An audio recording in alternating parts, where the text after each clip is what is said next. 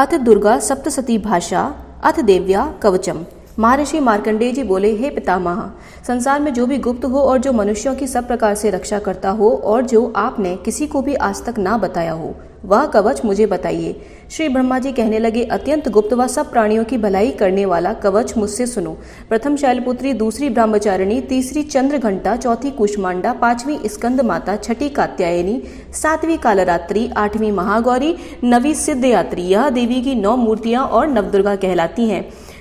आग में जलता हुआ, रण में शत्रु से घिरा हुआ, विषम संकट में फंसा हुआ मनुष्य यदि दुर्गा के नाम का स्मरण करे तो उसे कभी भी कोई हानि नहीं होती। रण में उसके लिए कभी भी कुछ भी आपत्ति नहीं होती और ना उसे किसी प्रकार का डर या भय ही होता है। हे देवी, जिसने श्रद्धा पूर्वक तुम्हारा स्मरण किया है और उसकी वृद्धि ही हुई है और तुम्हारा चिंतन जो भी करता है उसकी तुम निसंदेह ही रक्षा करने वाली हो। चामुंडा प्रेत पर, वाराही भैंसे पर, रौद्री हाथे पर, वैष्णवी गरुड़ पर अपना आसन जमाती हैं। माहेश्वरी बैल पर, कौमारी मोर पर और हाथ में कमल लिए हुए विष्णु प्रिया लक्ष्मी जी कमल के आसन पर विराजती हैं।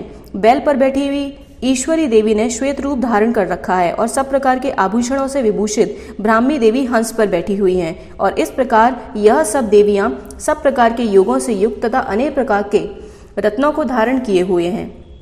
भक्तों की रक्षा के लिए संपूर्ण देवियां रथ पर बैठी तथा क्रोध में भरी हुई दिखाई देती हैं तथा चक्र, गदा, शक्ति, हल और मूसल, खेटक और तोमर, परशु तथा पाश, भाला और त्रिशूल और उत्तम सारंग आदि शस्त्रों को दैत्यों के नाश के लिए तथा भक्तों की रक्षा करने के लिए, देवताओं के कल्याण के लिए धारण किए हुए हैं।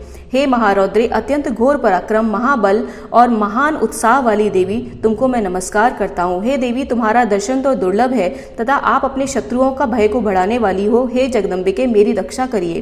पूर्व दिशा में ऐन्द्री मेरी रक्षा करिए, अग्नि कोण में अग्निशक्ति मेरी रक्षा करिए, दक्षिण में वाराही देवी, नैऋत्य कोण में खड़ग धारिणी देवी मेरी रक्षा करिए, वारुणी पश्चिम दिशा में, वायु कोण में मृगवाहिनी, उत्तर में कौमारी और ईशान में शूलधारिणी देवी मेरी रक्षा करिए। ब्रह्माणी ऊपर की ओर से और वैष्णवी देवी नीचे की ओर से मेरी रक्षा करिए। इसी प्रकार से शव पर बैठी हुई चामुंडा देवी दसों दिशाओं में मेरी रक्षा करिए। जया देवी आगे से, विजया देवी पीछे से, अजिता देवी बाईं ओर से, अपराजिता देवी दाहिनी ओर से मेरी रक्षा करिए। उद्योतनी देवी शिखा की रक्षा करें तथा उमा शिर में स्थित होकर मेरी रक्षा करें। इसी प्रकार मस्तक में मालाधारी देवी मेरी रक्षा करें और यशस्विनी देवी मेरी बाहों का संरक्षण करें। बाहों के मध्य भाग में त्रिनेत्रा, नथनों की यमघंटा देवी रक्षा करें। नेत्रों के मध्य भाग में शांकिनी देवी और द्वारवासिनी देवी दोनों कानों की रक्षा करें। कपोलों की कालिका देवी, कानों के मूल भाग की भगवती शांकरी रक्षा करें। सुगंधा नाशिका की और चर्चिका ऊपर के होठ की, अमृत कला नीचे के होठ की, सरस्वती देवी जीभ की रक्षा करें तथा कौमारी देवी दांतों की और चंडिका कंठ प्रदेश की रक्षा करें। चित्रघंटा गले की रक्षा करें। महामाया तालु की रक्षा करें। कामाक्षी थोड़ी की रक्षा करें। सर्वमंगला वाणी की रक्षा करें। भद्रकाली गर्दन की, धनुर्धरी पीठ के, मेरुदंड की, कंठ के बाहरी भाग की, नील और ग्रीवा और कंठ के नली की नलकुबरी रक्षा करें। दोनों कंधों की खड़गनी, वज्रधारणी मेरे दोनों बाहों की रक्षा करें। दंडनी दोनों हाथों की, अंबिका देवी समस्त उंगलियों की रक्षा करें। शूलेश्वरी देवी संपूर्ण नखों की, कुलेश्वरी देवी मेरी कुशी की रक्षा करें तथा महादेवी दोनों स्तनों की, शोक विनाशिनी देवी मन की रक्षा करें। ललिता देवी हृदय की, शूलधारिणी उदर की रक्षा करें। कामिनी देवी नाभि की रक्षा करें। गुहेश्वरी गुहे स्थान की तथा पूतना की और कामिका लिंग की और महेशवासिनी देवी गुदा की रक्षा करें। संपूर्ण इच्छाओं को पूर्ण करने वाली महाबली देवी दोनों जंघाओं की रक्षा करें। विंध्यवासिनी देवी दोनों घुटनों की और तेजसी देवी दोनों पांवों के पृष्ठ भाग की, श्रीधरी पांवों की उंगलियों की, स्थलवासिनी तलुओं की, दृष्टा करालिनी देवी नखों की, ऊर्ध्वकेशिनी केशों की, बागेश्वरी वाणी की रक्षा करें। रोम बालियों के छिद्र की, कौबिरी और त्वचा की बागेश्वरी देवी रक्षा करें। पार्वती देवी रक्त, मज्जा, वसा, मांस, हड्डी की रक्षा करें। कालरात्रि आंतों की रक्षा करें। मुक्तेश्वरी देवी पित्त की, पद्मावती कमलकोश की, चूड़ामणि कफ की रक्षा करें और ज्वालामुखी नसों के जल की रक्षा करें।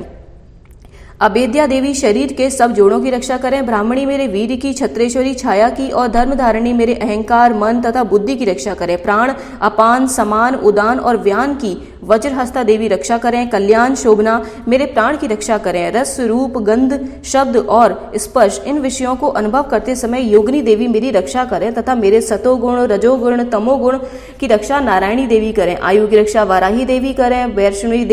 वैष्णवी धर्म की रक्षा करें तथा चक्रिणी देवी मेरे यश कीर्ति लक्ष्मी धन विद्या की रक्षा करें। इंद्राणी देवी मेरे शरीर की रक्षा करें। और हे चंडिके आप मेरे पशुओं की रक्षा करिए। महालक्ष्मी मेरे पुत्रों की रक्षा करिए। और हे भैरवी आप मेरी पत्नी की रक्षा करिए। मेरे पथ की सुपता तथा मेरे मार्ग की क्षमाकारी देवी रक्षा करिए। राजा के दरबार में महालक्ष्मी तथा सब ओर से व्याप्त रहने वाली विजया देवी मेरी चारों दिशाओं से रक्षा करिए। जो स्थान रक्षा से रहित रह गया हो कवच में रह गया हो उसकी पापों का नाश करने वाली जयंती देवी रक्षा करिए। अपना शुभ चाहने वाले मनुष्य को बिना कवच के एक पग भी कहीं नहीं रखना चाहिए, क्योंकि कवच रखने वाला मनुष्य जहाँ जहाँ भी जाता है वहाँ वहाँ उसे अवश्य धन लाभ होता है तथा विजय की प्राप्ति होती है।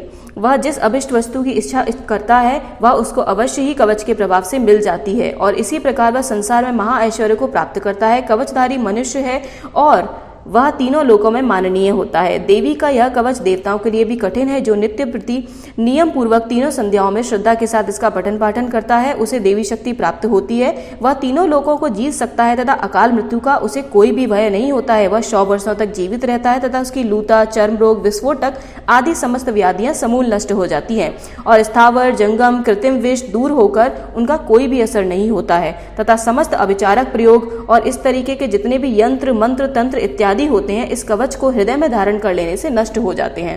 इसके भी अतिरिक्त पृथ्वी पर विचरने वाले भूचर नपचर जलचर प्राणी उपदेश मात्र से सिद्ध होने वाले निम्न कोटि के देवता जन्म के साथ प्रकट होने वाले देवता कुल देवता कंठमाला आदि डांकनी शांकनी अंतरिक्ष में विचरने वाली अत्यंत बलवती भयानक डांकनिया ग्रह भूत यक्ष गंधर्व राक्षस ब्रह्म राक्षस वैताल कुष्मांडा और भैरव आदि अनिष्टकारक देवता भी उस मनुष्य को जिसने कि अपने हृदय में इस कवच को धारण किया हुआ है देखते ही भाग जाते हैं और इस कवच के कारण इस कवच को जो भी अपने मन में धारण कर लेता है वह अपना मान व तेज बढ़ाता है। जो मनुष्य इस कवच का पाठ करके उसके पश्चात सप्तशती चंडिका का या चांडिका का पाठ करता है उसका यश जगत में विख्यात हो जाता है और जब तक वन पर्वत कानन आदि इस भूमंडल पर रहते हैं तब तक उसके पौत्र पौत्र आदि संतान परंपरा बनी रहती है। फिर देहांत के बाद भी ऐसा मनुष्य परम पद को प्राप्त हो जाता है जो देवताओं के लिए भी कठिन होता है और अंत में सुंदर रूप को धारण करके भगवान शंकर के साथ आनंद करता हुआ परम मोक्ष को प्राप्त होता है। कवच समाप्तम।